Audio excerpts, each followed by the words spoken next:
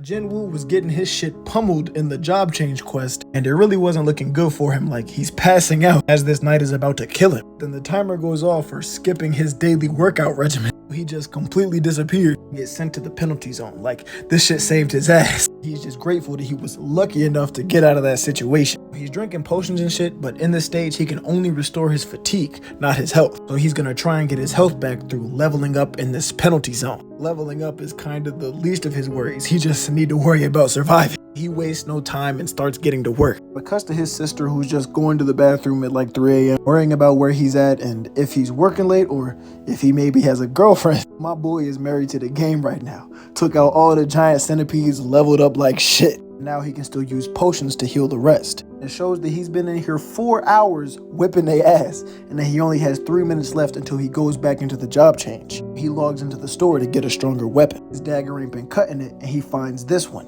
the Night Killer. Perfect. It drippy in a mug. He uses a bandage to like wrap it with his hand as one. But he also has this stone he can use to gain a skill, the Dominator's Touch. He uses it and it gives him like this aura boost. And it says now he can control objects without touching them, and that it doesn't require energy. He remembers Egress like summoning his sword from across the room. So this shit is definitely useful. There's only 3 seconds left, so he's like, well, this was the most I could prepare. I'll just have to leave the rest up to luck. And the timer ends, sending him back. And these niggas in here having a sausage party just waiting on him. There's way more of them than there was before. They don't waste no time trying to get at it. The slice and dice work ain't no joke. The new dagger doing them crazy. He tearing them to pieces. It's like he out there chopping butter, how he cutting through them. Even though he's just taking them out pretty easily, something feels off. Like, it doesn't seem that his level is rising from taking them out. There's knights and magicians, but only the knights have been attacked. He realizes like, they're fucking summoning. The more time passes, the more of them are gonna keep coming. No matter how many I kill, I'm not getting experience because they were summoned by someone else. He locks in on the magicians because they're the ones he needs to take out. He beams his knife at one from across the room,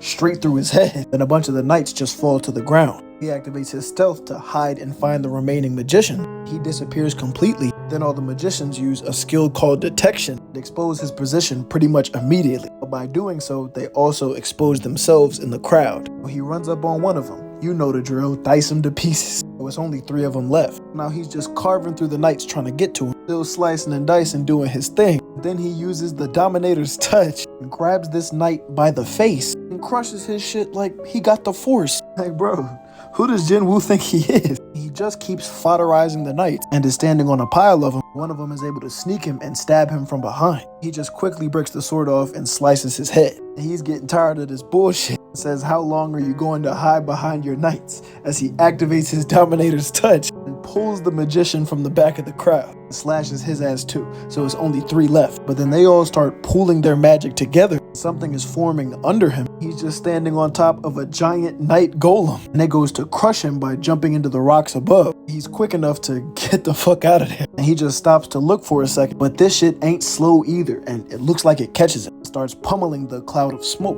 My man's on his assassin timer and got the fuck out of there. Goes straight for the magicians, taking out the final 3 of them in one swipe. The big ass golem and all the rest of the knights collapse. So Jinwoo ends up taking out every last monster in the job change. It told him the longer he lasted, the more points he would get. It's been 4 hours and 30 minutes. The timer just stopped because there's nothing left for him to do. It says his new job will be granted to him based on his points. He's like, wait a minute. I don't get to choose? He's been putting all his stats into strength and agility. He should get something like a warrior or an assassin. Whatever it is, it means he's gonna get stronger. But then the system starts giving him this ominous message. Wherever the player goes, the Reaper follows. The player's path is littered with corpses and the smell of blood. He's like, what the fuck is this shit saying? But it just keeps going. As the player possesses strength, he does not leave anything to his teammates and overcomes everything with his own strength. He's like, well, I guess it sounds like a warrior. Your desire for strength is strong enough to call those who wander the valley of death.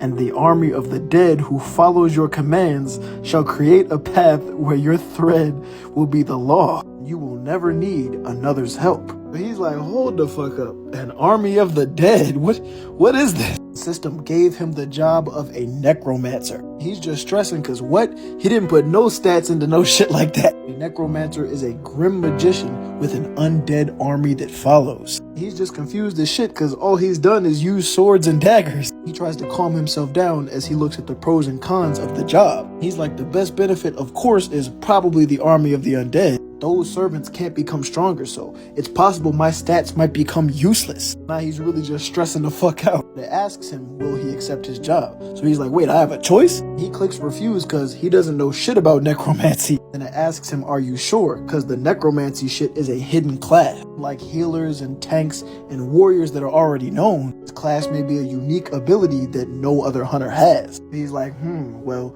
there's no other better experience than doing the job firsthand. He realizes the magicians he just beat had a similar ability to necromancy. It's like somebody was trying to show him a sample of the skill. I don't know who created this shit, but it's a fun plot. He was enjoying his own canon. He starts to think about it in terms of fighting ability, which these magic niggas had none of. But if a magician had close combat abilities and could create his own army, he would be able to clear B or even higher ranked dungeons by himself. And in this game, your ability is dependent on skills, level, and stats. Even those that are summoned can become stronger. This isn't solo leveling anymore. He can make his own army and level them up as well. He accepts the job change, but then the system tells him that because he has so much points, he is eligible to be promoted to a higher class. You exceeded the amount of playtime. Points will be added. You did not use the return stone. Points will be added. The final health is above 50%. Points will be added. All enemies have been slain. Points will be added. The total points have exceeded the feat limit. You did more than the impossible. When these shadows start to close in on him, it tells him you will be promoted from necromancer to shadow lord. What the fuck, bro? Just got the job. How he already leveling up? Like a knight becomes a sword master, and a magician grows into a grand magician, a necromancer grows into a shadow lord. He's just getting bonus stats on bonus stats, like his action replay is going crazy. It says you have obtained the title of the one who overcame adversity. Now that he's got this new power, he can hear some sort of scream coming from the corpses. He says it's like a scream of pain. The system is telling him that shadow extraction can be used on these targets. He has to choose a command phrase to activate it. So he's like, command phrase, arise. Ain't no way he thought of that shit on the first try. This shit tough as a bitch. And the shadows on their corpses start moving. And like zombies, they're clawing out of the shadows. Even Jin Woo is off put by his own ability, because now he's got a gang of shadow knights. He's like, damn, this shit is actually pretty cool. It's not just the knights, it's the magicians too. It says he reached the limit for the shadow soldiers he can have. He got 30 of them, but he can only save 20. And he's like, wait a minute, what if I get the shadow of an A or an S rank hunter? And he remembers this nigga Egress, like, hold the fuck up. If I can get this nigga rocking with me, I'ma be unstoppable. And the system says he can use the shadow extraction on it. He apologizes to the shadows of the knights he summoned and sends back 11 of them. The system tells him he can't recall shadow soldiers that have been sent to nothingness. This actually looks like it bothers him for a second. Then he locks back into the task at hand, because hold the fuck up. If I got Egress, we about to be a problem. He gives the command, arise. The shadows start to move on his corpse, send out a solid blast of aura. Then it says he failed to extract the shadow. So he's like, what the fuck? More complicated than he thought, because the chances of the extraction failing are higher based on the strength of the person and how much time has passed since they died. It's been over 4 hours since he killed him, so of course this is difficult. Then he tries again, but it fails again. Now you only get 3 tries to bring somebody back. He's got 1 chance left. He uses his words, that throne. Stop protecting the seat of someone who is already left. And try protecting me, who is right in front of you. One last time, arise. And this time it's a big ass explosion. Aura and shadows all over the place. He smiles because he knows it worked. Blood red Egress. Actually, nah, that's just a bit too edgy. Simply Egress. Let's leave it at that. He's able to name his shadows in the system like Pokemon. And ooh-wee, does this nigga look cold. He's a shadow knight now. He bows before his king, but not just him. All the rest of them as well. Like, this shit is so hard. Jin Woo jokes, telling him to take good care of him. He exits the job change, a new man. And it cuts to him waking up the next morning. His phone is going off, and it's his sister calling because he's supposed to go to her school. And he's got to meet her teacher and talk about her future. But this nigga forgot. So he gets up and starts getting ready. And then he's like, you know what? Maybe I should dress a bit nicer. I am going to meet my little little sister's teacher after all. So he goes to the bank to deposit some money and open up a checking account. But he depositing 1.4 billion. So she's like, hold the fuck up. What do you do for a living? And he tells her he's a hunter. And then she starts trying to promote some premium service for the bank, but he's like, nah, I'm good. And that nigga Jin-Woo got that cheese. And it cuts to him meeting his sister at the school. And she's like, bro, are you really Jin-Woo? He's watching her brother glow up before her very eyes. Saying, wow, so people can change this much? He's like, bro, I'm meeting your teacher. What, you wanted me to wear some sweatpants? And as they're walking to the classroom, jaws are dropping. All eyes on Jin-Woo. They treating him like Gojo, calling him handsome and saying they don't recognize him because he did graduate from the same school. But she's joking like, wow, you're pretty popular. That's right, you don't have a girlfriend, do you? What were you doing last night that kept you out so late? Should I introduce you to a cute student? He just grabs her by the cheek and says, don't make fun of me. And she apologizes. But he goes in to meet her teacher and she's trying to get it too. Talking about, I didn't know she had such a cool brother. Even though Jin-Woo graduated from here, he doesn't recognize this teacher. Now, his sister pretty much gets straight A's, so he doesn't really pressure her into anything. He just knows she's probably gonna be alright. Then the teacher asks if she awakened hunter abilities, would he ask her to work with her? Fuck no, nigga. My little sister is not going in no dungeon. And the teacher says, I thought so. But she only brought this up because there's a student that's a friend of his little sister's that is awakened and trying to pursue a career as a hunter. So he's like, what rank? And she says an E. But he's like, that kid gonna die sooner or later. But since he's a hunter, she asks him the favor of going to check on this student and just talk to her, because she's planning on dropping out of school to become a hunter. And her name is Hang Song-E. And it cuts to this familiar looking girl walking down some steps, and Jin-Woo's already there saying Korea is small after all. As expected, I knew it was you. But she's just confused like, what is he doing here? But he was who her teacher set her up to meet. And after thinking for a second about Jin-Ah, she connects the dots that he's her big brother. Says, I don't know what my teacher said to you, but I still plan on dropping out, and that she's going to become a hunter. He's like, you're an E rank, right? Normal attacks won't work on monsters. You're gonna need a weapon imbued with magic. And if you do buy one, it's just gonna wear down and you're gonna need to buy another. It's not a profitable business. So do you plan to fight with your bare fists? You aren't dreaming of becoming a full-fledged hunter just because you made some money from our raid, right? She says, enough with the lecture, Mr. Also an E rank. He's like, well, I was the exact same, and not to worry, because he wasn't trying to convince her to quit. Well then, why are you here? He says, to turn her into a great hunter. Then it cuts to somebody arriving at an airport, and it's the little brother of the hunter that Jin-Woo killed, who's coming to get his revenge. Also, an S-rank hunter. But our mans from the monitoring division met him as soon as he landed. They've already met each other, and he's like, bro, the monitoring division? You still working under that old geezer? Playing as his right arm? If it was me, I would have cut off his left arm and made sure he couldn't do anything with his right and taken over everything. But he just asked this nigga how long he plans on staying. And he says, I don't plan on being here long. He pokes the bear and asks, does this have anything to do with Jin-Woo and Jin-Ho? He says, as expected from a member of the monitoring division, asking something he already knows about. So, will you stop me? You stopping me? He's like, bro, I'm just trying to do my job. He tells him that he likes him and tries to recruit him to his own guild. He knows how him and his brother got down, and how they were in suspicion of so many murders. But even though they're fellow hunters, he looks at them as trash. It cuts over to a gate that's open. It's Jin-Woo bringing his new student to a C-rank dungeon walkthrough with the White Tiger Guild. Like, he's just trying to get her some experience. But he agreed to do this in hopes that it would help recruit Jin-Woo in the long run. Again, it's supposed to be a field trip for new hunters. So they got this A-rank guy, Kim Cho, leading the raid. And in addition to him, the force has 7 B ranks and 4 C ranks for a total of 12 hunters. Jin-Woo's like, if it's that many people, then it's gonna diminish the experience of the dungeon. Then he's like, this might actually be good, and she'll realize the difference between her and the other hunters. She don't give a fuck about none of that. She's just excited to enter the dungeon. When do we go? Mister, aren't you coming? And he says, after you. She locks in for a second and walks into the dungeon, and Jin-Woo follows right behind her. As soon as they pass through it, the gate turns red and a bunch of red, black sparks start going everywhere. You can just feel that something is wrong. Like, the sensation coming from the gate is completely different from before. The shit is ominous as hell. It sends out an even bigger wave of aura. But as it does, Jin-Woo sticks his head out and yells for them to call the main attack force. But that's all he gets to say, because the gate pulls him back inside. He's like, attack force? Fuck that. I gotta call the guild master. And this guy's getting the call, hearing that it's a red gate. He says, if that's true, I'll have to come check it out myself.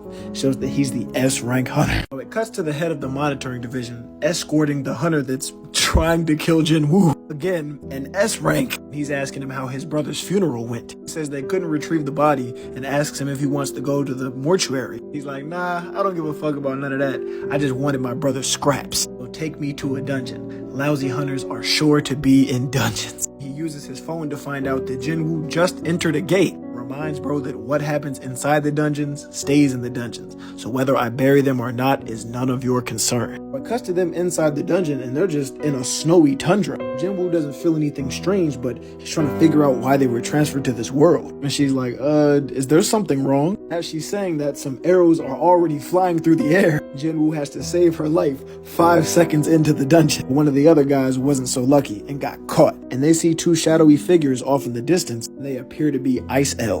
Jinwoo's concerned because at this distance he can't sense them. It cuts to the S-rank guildmaster pulling up. It shows that they couldn't follow them into the gate if they wanted to. He's just upset that this was falsely labeled a C-rank dungeon. This shit could be an A-rank or higher if they're unlucky. We asked how many people went in and he tells them 12. Are any of them high-ranking hunters? There's 1 A rank and 7 B ranks. So he's like, And the guy asks, are they gonna be alright? He's like, bro, consider all of them as good as dead. If they're lucky, maybe 2 or 3 B rank hunters will return alive. Then he's like, there are 2 more people in there too, and they aren't from our guild. He's like, who? And he says, someone that piqued my interest. Like, piqued your interest? Nigga, who are you talking about? Are they an A rank or a B rank? He's like, nah.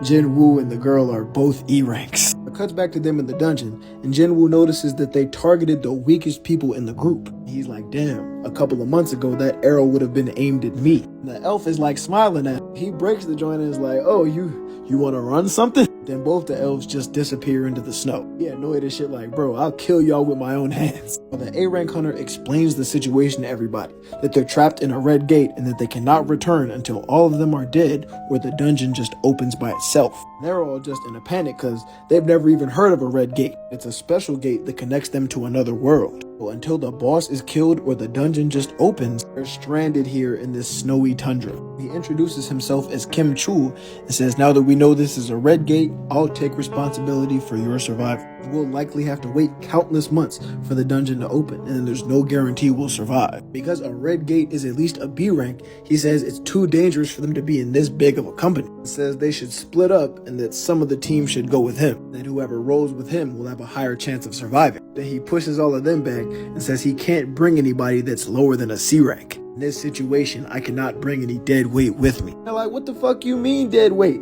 But he says, don't be so disappointed. If you guys manage to survive, you can also make it back safely. But then this one girl that was on his side said, hold up, I can switch sides, right? He's like, yeah, if you want to, but he's confused because he's the A-rank hunter. Like, are you going with them out of sympathy? As she gets closer to Jinwoo, she tells him that Kim Chul, the A-rank nigga, did not notice the arrows flying towards everybody. The ones that Jinwoo stopped. So, you're not an E-ranked, are you? They're still outside the dungeon, and the guildmaster has faith that Kim Chul is going to be able to lead some of them to survival. Because of this current situation, he's forced to reveal that he thinks Jinwoo is reawakened. None of them really believe him and think that Kim Chul is far superior. So he's like, alright, we'll see when they get out. As they're talking, Huang Dong-Soo pulls up. It says, what are y'all niggas doing here? I thought this was just a C-rank dungeon. Bro over here is off put because what the fuck is this nigga doing here? He looked about crazy as shit like he ready to crash out. As he says, long time no see. But he's just on go mode because bro, why is a man that should be in the US